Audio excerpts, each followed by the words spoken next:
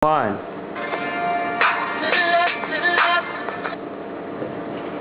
Good morning all and welcome to Left is Right on today's news. IDF's impression held from Haiti, Palestinians' rise to independence, house prices, the buying of Bayside Jerusalem and world jewelry. Crossing now to Joel and Talia with the IDF exclusive. Thank you, Kanan. A special emergency unit from the IDF was set out across the world in the middle of a time of crisis to help out. The Israeli mission to Haiti during the devastating earthquake was a tremendous effort from the IDF. They are the first to set up a field hospital for surgical operations and to help all of those in critical conditions. Even the USA haven't received the instruments to perform surgery, but the IDF has already performed surgery on hundreds of patients. Brian Skills, a 59-year-old man in Haiti, was buried under rubble for 4 days and couldn't believe that Israel came all the way to save him.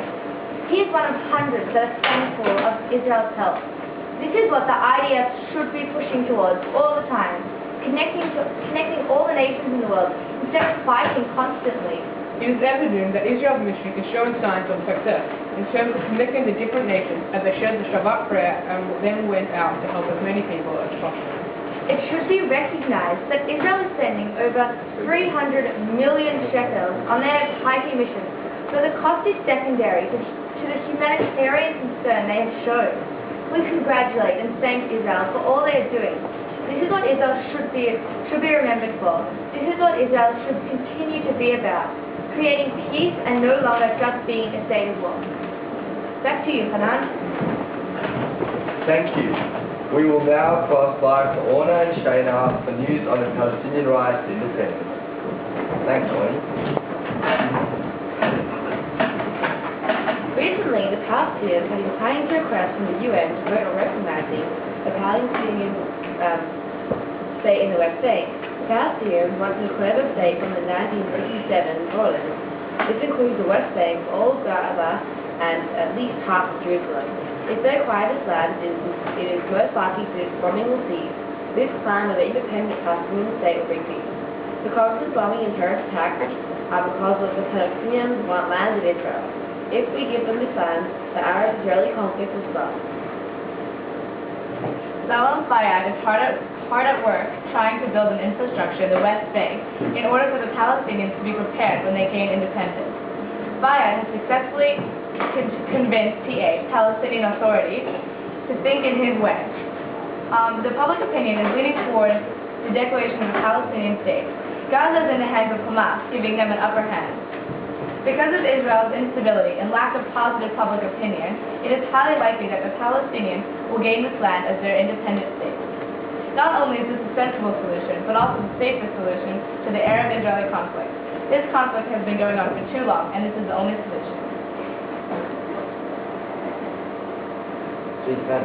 Okay, that was a great perspective. Lately, some Orthodox men have denied the occurrence of the Holocaust. We now hear from Emily and Nishai for more details. Thank you.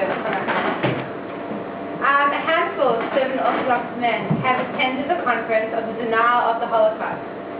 These men are called the Nitria Parsha.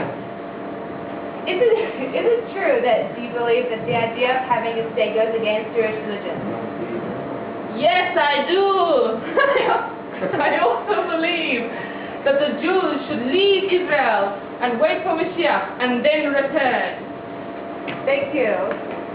A very sensible, vertical idea. We will now talk with Zoe and Nush for the latest sport news. Yay, guys.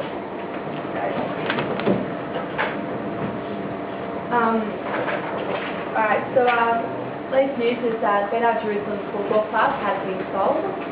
Israel's most controversial football club has been sold to 2 businessmen, one of whom is very well known left-wing activist. Dan Adler and Adam Levine bought the club from Arcady Gay Mart in London. The California businessmen were in the UK buying several British high-tech companies, and the new owners are not believed to have paid Mr. Gayden for the club, but will pay creditors around $248,000. grant.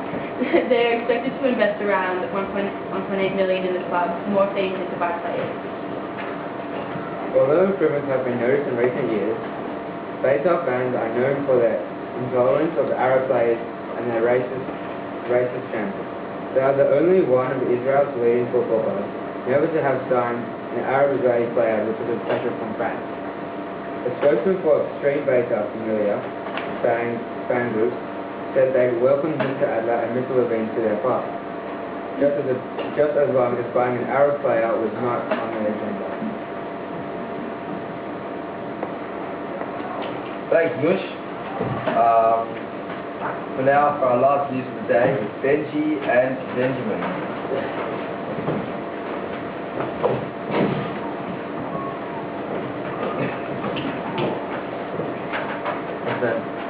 With Israel's rapidly growing economy, now ranked as the 24th largest in the world, houses mainly Tel Aviv has risen to a point that it is too expensive for young couples to buy or rent property.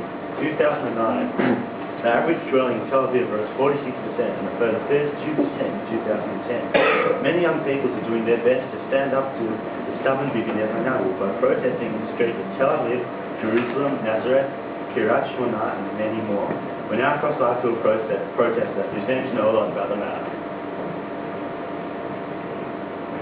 The rise in prices is absolutely atrocious. 29% of people can't afford housing anymore, and I'm absolutely disgusted with the Bibi Netanyahu decree to bring him down. Bring Netanyahu down. Thank you very much for watching, and we'll see you tomorrow. Goodbye, bye. Yeah, guys. Jingle.